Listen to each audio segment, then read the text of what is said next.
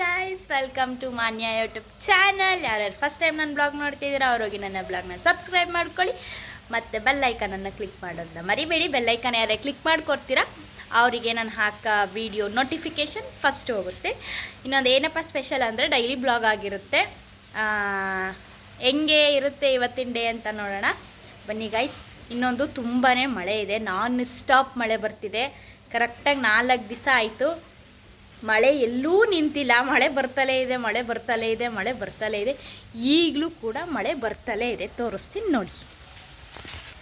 ನೋಡಿ ಗೈಸ್. ಮಳೆ ಬೆಳಗ್ಗೆ ಅಂತೂ ಯಪ್ಪ ದೇವರೇ 7 ಗಂಟೆಲಂತೂ ಹೊರಗಡೆನೂ ಬರೋಕ್ಕಾಗ್ತಾ ಇರಲಿಲ್ಲ, ಅಷ್ಟು ಮಳೆ ಇತ್ತು. ಈಗ ಒಂದು ಸ್ವಲ್ಪ ಪರವಾಗಿಲ್ಲ. ನಮ್ಮ ಗಿಡಗಳಿಗೆ ತುಂಬಾ ಖುಷಿ ಗೈಸ್ ಮಳೆ ಅಂತ. ಏನು ತಿಂಡಿ ಮಾಡಿದ್ದಾರೆ ನೋಡೋಣ ಬನ್ನಿ.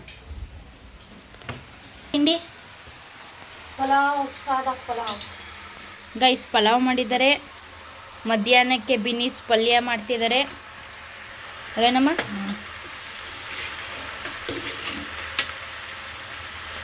ಬಿನೀಸ್ ಪಲ್ಯ ಬೆಳಗ್ಗೆ ತಿಂಡಿಗೆ, ಬಿಸಿ ಬಿಸಿ ಪಲಾವ್ ಏನಮ್ಮ.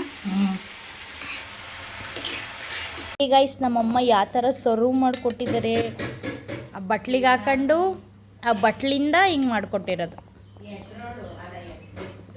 ರೈಸ್ ಬಾತ್. ಗಾಯ್ಸ್ ತಿಂಡಿ ತಿಂದಾದ್ಮೇಲೆ ಲಿಟ್ರಲಿ ತುಂಬ ಜೋರಾಗಿ ಮಳೆ ಬರ್ತಿತ್ತು.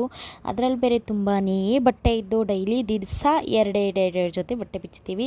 ಅದಾದ್ಮೇಲೆ ವಾಷಿಂಗ್ ಮಿಷಿನಿಗೆ ಬಟ್ಟೆ ಹಾಕಿ ವಾಷಿಂಗ್ ಮಿಷಿನಿಂದ ಬಟ್ಟೆ ಒಣಾಕ ಹೊತ್ತಿಗೆ ತುಂಬಾ ಮಳೆ ಇದೆ ಗಾಯ್ಸ್, ತುಂಬಾ ಮಳೆ ಬರ್ತಿದೆ. ಅಲ್ಲೇ ನೋಡ್ತಿದ್ದೀರಾ, ಆದರೂ ಬಟ್ಟೆ ಒಣಗ್ತಾ ಇಲ್ಲ. ಅದಾದಮೇಲೆ ನೈಟ್ ಸಾಂಬಾರು ಮಾಡೋಣ ಅಂತ ನಾನು ಮಾಡ್ತೀನಿ ಸಾಂಬಾರು ಅಂತ ಅಂದೆ. ಮೂಲಂಗಿ ಬೇಳೆ ಸಾರು ಮಾಡೋಣ ಅಂತ ಮೂಲಂಗಿ ತೊಳೆದು ಕಟ್ ಮಾಡಿ ಇಟ್ಕೊಂಡಿದ್ದೆ.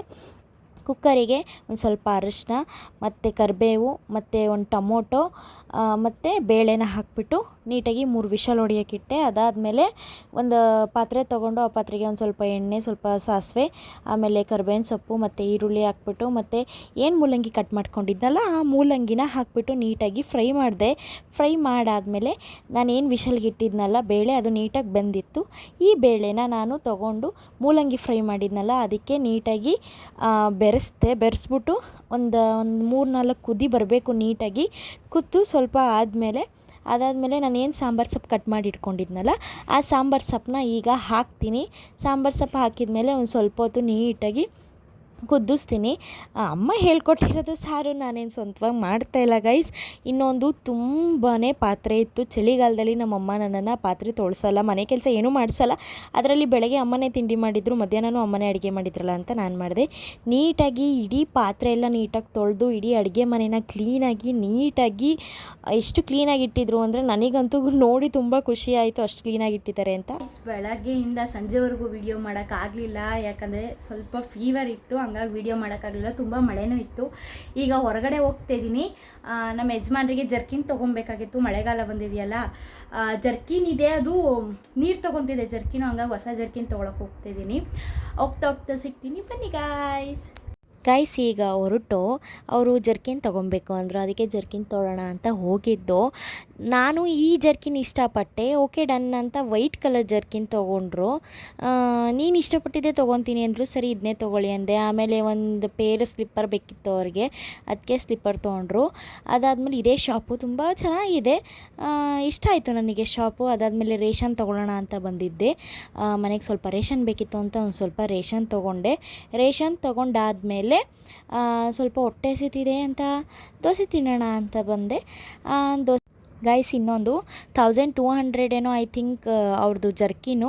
ಸ್ಲಿಪ್ಪರ್ 1200 or 1000 ಏನೋ ಹೇಳಿದರು. ಜೊತೆಗೆ ಡಿನ್ನರ್ ವೇರ್ ತೊಗೊಂಡ್ರು, ಮತ್ತು ಅಷ್ಟೇ ತೊಗೊಂಡಿದ್ದು. ಇನ್ನು ಅದಾದಮೇಲೆ ಮನೆಗೆ ಈ ಚಳಿಗಾಲದಲ್ಲಿ ಬೇಕೇ ಬೇಕಲ್ವ ಗೈಸ್, ಟೀಗೆ ಕಾಫಿಗೆ ಬಿಸ್ಕೆಟು. ಅದಾದಮೇಲೆ ಊಟ ಆಯಿತು. ಊಟ ಆದಮೇಲೆ ತುಂಬ ತಲೆನೋವ್ತಿತ್ತು ಅಂತ ಒಂದು ಸ್ವಲ್ಪ ಎಣ್ಣೆ ಹಚ್ಚಿಸ್ಕೊಂಡು ಅವ್ರ ಕೈಲಿ ಮಸಾಜ್ ಮಾಡಿಸ್ಕೊಂಡೆ. ಮಸಾಜ್ ಮಾಡಿಸ್ಕೊಂಡಾದ್ಮೇಲೆ ನೀವೇನೇ ಹಂಗೆ ಸಿಕ್ಕೊಡ್ದ್ಬಿಟ್ಟು ಸ್ವಲ್ಪ ಜಡೆ ಹಾಕಿ ಅಂತ ಅಂದೆ. ಹಂಗೆ ಜಡೆ ಹಾಕಿದ್ರು. ಜಡೆ ಹಾಕ್ಬೇಕಾದ್ರೆ ನಾನು ಕ್ಲಿಪ್ಪಿಂಗ್ಸ್ ತೊಗೊತಿದ್ದೆ, ಅವರು ಕ್ಲಿಪ್ಪಿಂಗ್ಸಿಗೆ ಸ್ವಲ್ಪ ನಾಚ್ಕೊತಿದ್ರು. ಗೈಸ್ ನಿಮ್ಗೆ ಈ ಬ್ಲಾಗ್ ಇಷ್ಟ ಆದರೆ ಲೈಕ್ ಮಾಡಿ, ಶೇರ್ ಮಾಡಿ, ಸಬ್ಸ್ಕ್ರೈಬ್ ಮಾಡ್ಕೊಳ್ಳಿ. ಬೆಲ್ ಐಕಾನನ್ನು ಕ್ಲಿಕ್ ಮಾಡೋದನ್ನ ಮರಿಬೇಡಿ. ಬೆಲ್ ಐಕನ್ ಕ್ಲಿಕ್ ಮಾಡಿಕೊಂಡ್ರೆ ನಾನು ಹಾಕೋ ಫಸ್ಟ್ ವೀಡಿಯೋ ನೋಟಿಫಿಕೇಷನ್ ನಿಮಗೆ ಬರುತ್ತೆ. ಇಷ್ಟೋ ತನಕ ನಮ್ಮ ಬ್ಲಾಗ್ ನೋಡಿದ್ದಕ್ಕೆ ಧನ್ಯವಾದಗಳು.